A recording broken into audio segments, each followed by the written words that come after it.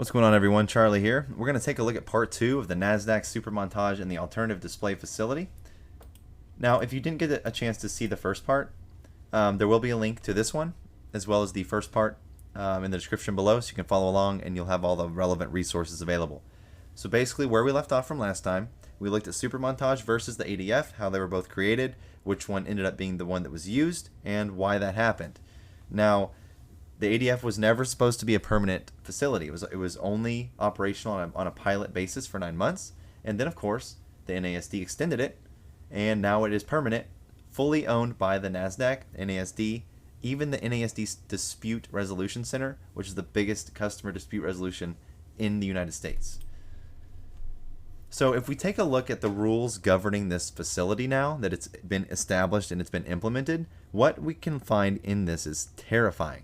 So what's on screen right here is the original filing that made the NASD basically separated from the NASDAQ and gave them the basic control over the rules and governing of the ADF facility.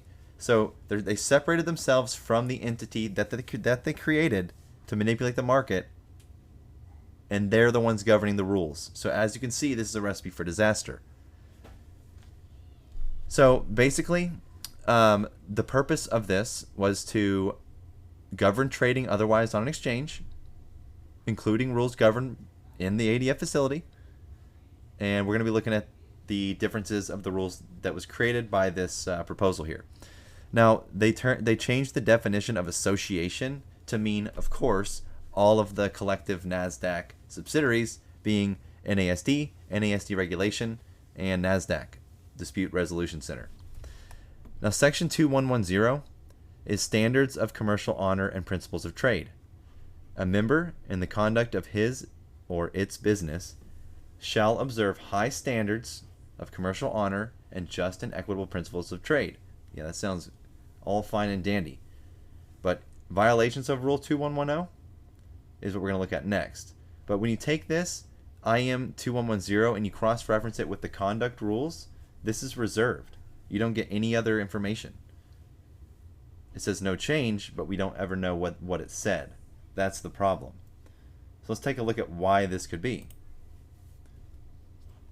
So now we look at the 2110 Standards of Commercial Honor and Principles of Trade, IM 2110-2, Trading Ahead of Customer Limit Orders. Now this goes hand in hand with the filing where they just so happen to update their interpretive material relating to trading ahead of customers, and then this rule was superseded by FINRA Rule 2111, which has nothing to do with any of this. Reporting requirements, reserved. Don't get any information on reporting requirements. Wonder why that could be. Now, look at this part, the aggregation of transaction reports. So under the following conditions, individual executions of orders in a security at the same price may be aggregated. Hold on a minute. I thought that they said this wasn't going to be an execution service. Anyways. Individual transactions in convertible debt securities cannot be aggregated pursuant to this paragraph. Okay? Orders received prior to the opening of the reporting member's market in the security and simultaneously executed at the opening. Also, orders received during a trading or quotation halt in the security and executed simultaneously when trading or quotations resume. In no event shall a member delay its opening or resumption of quotations for the purpose of aggregating transactions. That's sketchy. So they're not reporting trades on a trade-by-trade basis. They're doing it on an aggregated basis. But the reporting requirements are reserved, so we won't know. Now, more rules and lack thereof. B. Exceptions to the general prohibition. Automated updating of quotations is permitted when 1. The update is in response to an execution in the security by that firm, such as an execution of an order that partially fills a market maker's quotation size and is in compliance with Rule 4613b2. Another rule no longer applicable, superseded by FINRA rules that have nothing to do with the original language whatsoever. Now, this also ties back to a filing because originally automated updating of quotations was prohibited. However, this filing came out, which was the Commission Interpretation Regarding Automated Quotations under Regulation NMS. Now, this came out in 2016, and there were several comments going against this. Let's take a look at what those comments were. The Commission is updating its prior interpretation in light of technological and market developments since the adoption of Regulation NMS in 2005 to accommodate very short intentional delays that do not impair fair and efficient access to protected quotations. Or so they say. So comments of concern for allowing the interpretation of automated quote updating to be changed. One commenter recommended that Commission engaged in notice and comment rulemaking to effect a change of this magnitude, which it argued contradicts the plain meaning of the term immediate. The commenter argued that an interpretation is only appropriate to provide guidance on how a new service or product not contemplated at the time a rule was adopted should be treated under existing rules. It gets worse. Other commenters focused on what they viewed as a potential opportunity for manipulative activity that could result from an access delay to a market displaying a protected quotation.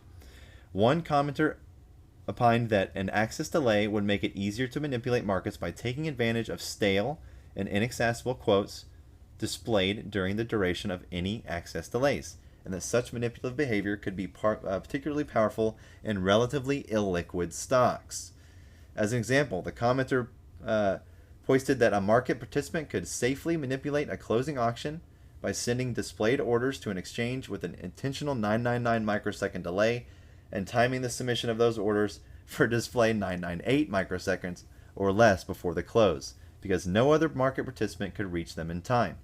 Another commenter argued that access delays could lead to stale prices that are guaranteed to be displayed for a specific period of time, up to 1 millisecond, which would cause pegged orders on other exchanges to be traded against at known stale prices, when such pegged order is pegged to the stale price on the exchange with the access delay. The commenter argued that this could lead to a potentially new mechanism for spoofing, with the objective of affecting pegged orders on other exchanges. That is exactly what I think is going on. That commenter nailed it. You know what the SEC's response was? Whether a delay is unintentional or intentional in nature is not expected to alter the potential for manipulative activity or make it harder to detect and prosecute. Don't worry, guys. We got this. This isn't going to make any manipulative activity possible, and if it does, we're going to be able to detect it and prosecute it. So what did the SEC do? They approved the filing. They changed the interpretation, and just wait till we get into the next part because it's all going to tie together. June 17th, 2016 is when this was reinterpreted to have automated delays and quotations allowed. Unbelievable. We'll just wait till next time. Just wait till part 3.